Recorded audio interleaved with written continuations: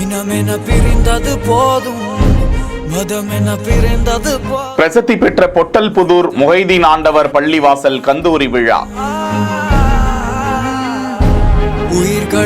மத நல்லிணக்கத்தோடு அனைத்து மதத்தினரும் சென்று விளக்கு ஏற்றி வழிபாடு செய்யக்கூடிய நிகழ்ச்சி காட்சி. எம்பியிடம் வைக்கப்பட்ட முக்கிய கோரிக்கை.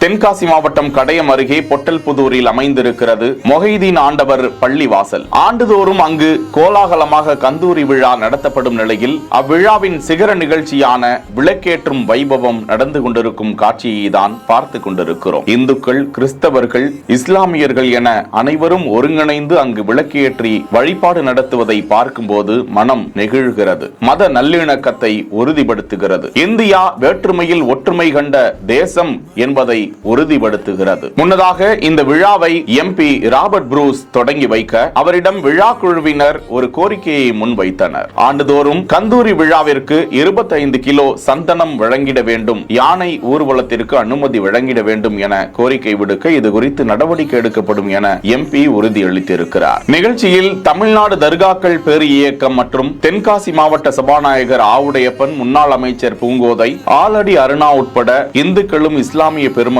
ஏராளமானோர் அந்த கந்தூரி விழாவில் கலந்து கொண்டு சிறப்பித்தது குறிப்பிடத்தக்கது. செய்திகளை வழங்குவோர் GT holidays, Medway hospitals, Alaya cotton dhoti shirts.